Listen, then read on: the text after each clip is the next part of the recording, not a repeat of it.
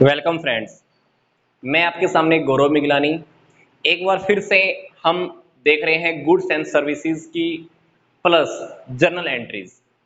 GST के ऊपर हम जर्नल एंट्रीज का वीडियोस पहले भी अपलोड हो चुकी हैं आपके इसी चैनल के ऊपर। वीडियो नंबर 7 है ये। इस वीडियो के अंदर, इस टॉपिक के अंदर हमारी खास बात क्या है, हम ये देखेंगे कि purchase purchase return, sales sales return की हमको जीएसटी के साथ जर्नल एंट्रीज क्या करनी है।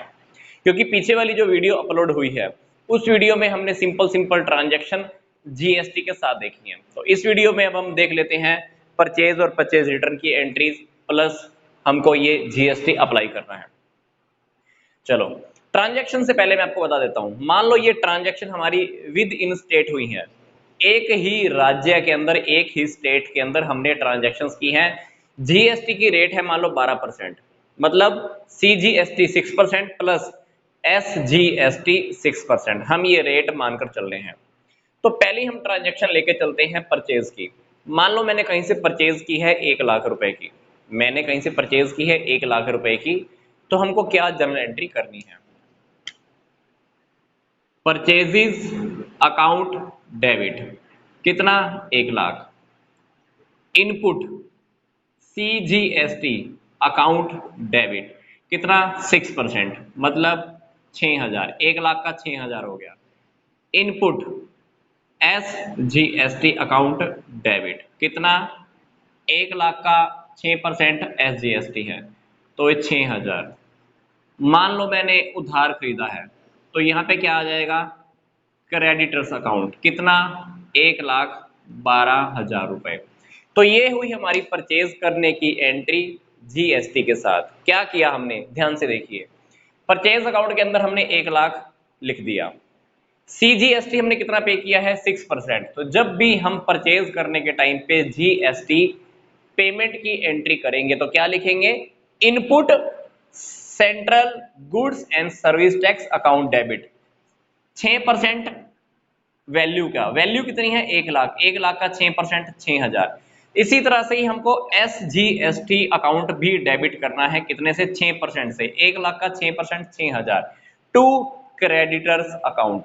जिस भी सप्लायर से आपने खरीदा है उसको आप क्या कर दीजिए, क्रेडिट कर दीजिए। अब मान लीजिए कुछ वक्त के बाद आपको इस 1 लाख रुपए की गुड्स में से 10,000 रुपए की गुड्स आपको पसंद नहीं आती है और आप उसको क्या करोगे, रिटर्न कर देते हो, वापस लौटा देते हो। आपने सप्लायर को, क्रेडिटर को वापस लौटा दिया, तो क्या एंट्री करनी है, सिंपल सी बात। पहले तो हम ये देख लेते हैं कि परचेज रिटर्न कितने की है आपने। To purchase return account, purchase return कितनी वैल्यू की है आपने, 10,000 रुपए। ध्यान से देखिए, जब हमने परचेज की है तब भी जीएसटी लगकर आया है 10%, सॉरी 6% और 6%। अब जब हम रिटर्न करेंगे, रिटर्न करने के टाइम पर भी हमको जीएसटी अप्लाई करके ही देना है। कौन सा लगाएंगे जीएसटी, जब ने परचेज किया था तो हमने इनपुट वर्ड यूज किया था, अब हम परचेज रिटर्न कर रहे हैं तब भी हम इनपुट वाला सीजीएसटी और इनपुट वाला ही एसजीएसटी अप्लाई करने वाले हैं। कितना परसेंट, परसेंटेज हमको दी हुई है 6%। 10,000 रुपए की कॉस्ट का हम वापस दे रहे हैं, तो इसके ऊपर आप 6% अप्लाई कर दीजिए। डेफिनेटली आपका ये 600 रुपए और ये 600 रुपए।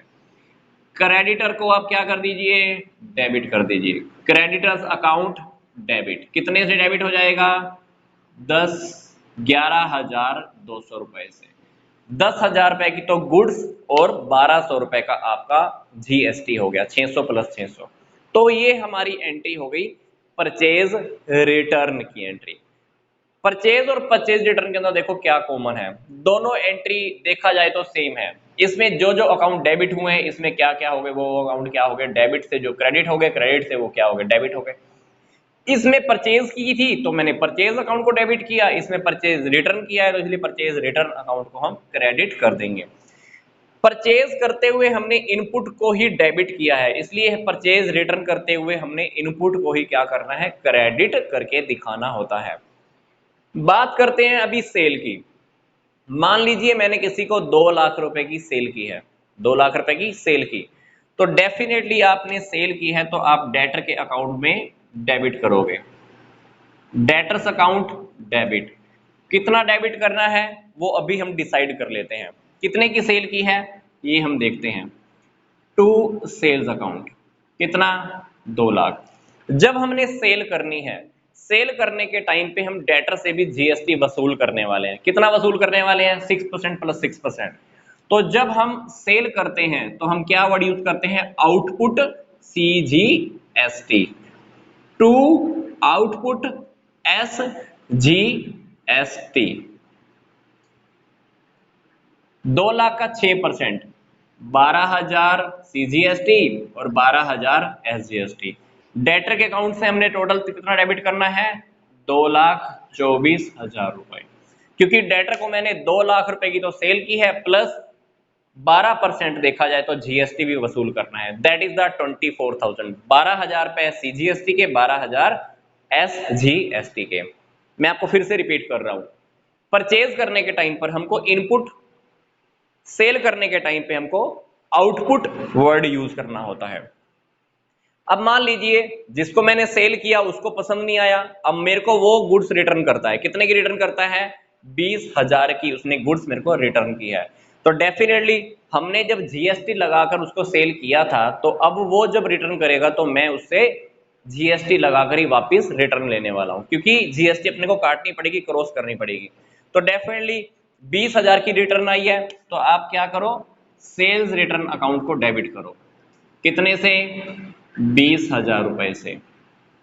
Output CGST account, output SGST account, debit debit. कितना परसेंट? 6%। 1,200 रुपए, 1,200 रुपए। 20,000 का 6%, 20,000 का 6%। किसने वापस किया है? जिस भी डेटर ने हमको वापस किया है उस डेटर का नाम आप लिख देनी है। तो कितना लिखेंगे? 22,400 रुपए। तो ये हमारी एंट्री सेल्स रिटर्न के टाइम पर। सेल्स के टाइम पर हमने आउटपुट जीएसटी को क्या किया था? क्रेडिट किया था। पर सेल्स रिटर्न के टाइम पर हम उसी आउटपुट जीएसटी को हम क्या करने वाले हैं? डेबिट करने वाले हैं। तो ये हमारी एंट्री होती है परचेज की और सेल की। परचेज में और सेल्स में ये एंट्री हमारी 4 एंट्री कंप्लीट होती है। अब हम बात करते हैं आगे कुछ। एक एक्सपेंस की एंट्री है, एक ड्राइंग की एंट्री है और एक गुड्स डिस्ट्रॉय होने की एंट्री है। देख लेते हैं हम ये चारों एंट्रीज, ये तीनों एंट्रीज भी पहले वाली एंट्री की तरह मिलती जुलती हैं। देखिए, स्टेशनरी के ऊपर मैंने 10,000 खर्चा किया, स्टेशनरी एक्सपेंस अकाउंट डेबिट। कितना खर्चा किया? 10,000, कोई बात नहीं। अब परचेज किया आपने स्टेशनरी, डेफिनेटली जीएसटी तो पे करोगे। कितनी पे करोगे? 6% प्लस 6%। तो input CGST account debit, input SGST account debit. कितना पे करना है आपने? 10,000 के ऊपर 6%। कितना? 600 रुपए, 600 रुपए। अल्टीमेटली आपने मान लो बैंक से या कैश से पेमेंट किया, आपने मान लो कैश पे किया है, तो क्या करोगे? ये आपकी एक्सपेंस की एंट्री हो जाएगी। ब्रैकेट में आप नरेशन में आप लिख सकते हो, goods purchased plus, sorry, stationery purchased plus GST paid. 6% CGST, 6% SGST। Input वाली एंट्री करनी है एक्सपेंस के टाइम पे भी। ड्राइंग की बात करते हैं। प्रोप्राइटर पहले भी ड्राइंग करता है, हमने पीछे वाली जनरल एंट्रीज में देखा है। सिंपल, बिना जीएसटी के हम ड्राइंग की एंट्री क्या करते हैं? Drawing account debit to purchases account, to purchases account. इसके अंदर हमको ड्राइंग की एंट्री भी जीएसटी के साथ करनी है। देखो कितने की एंट्री करेंगे आप? ड्राइंग अकाउंट को डेबिट कर दीजिए पहले एक बार। ड्राइंग अकाउंट डेबिट कितना? 20,000। परचेजेस को भी आप क्या करो? क्रेडिट कर दो। कितना करना है? 20,000। ये होती थी हमारी पहले वाली एंट्री बिना जीएसटी के। अभी जीएसटी के साथ अपने को एंट्री क्या करनी है? ड्राइंग के आगे वाला अमाउंट हटा दो, परचेजेस को आप 20,000 रुपए से क्रेडिट कर लो, आप कोई दिक्कत नहीं है। अब परचेज करने के टाइम पर अभी हमने क्या देखा था? परचेज करने के टाइम पर हमारा इनपुट CGST लगा था, इनपुट SGST लगा था। अभी जब परचेज क्रेडिट हो रहा है तो वही इनपुट वाला CGST और SGST इसी के साथ ही चिपका रहेगा। चिप का कैसे रहेगा, अपने को ये अकाउंट अपने को क्रेडिट करना है, ICGST input, CGST to input SGST, कितना 20% के ऊपर 6%, 20,000 के ऊपर 6%, कितना कितना हो जाएगा 1200, ये 1200, ये अल्टीमेटली हम उसकी ड्राइंग मान लेंगे कितने की 22,400 रुपए की, क्योंकि हमने जब परचेज किया था, परचेज करने के टाइम पे हमने जीएसटी पे किया था कि नहीं किया था, डेफिनेटली।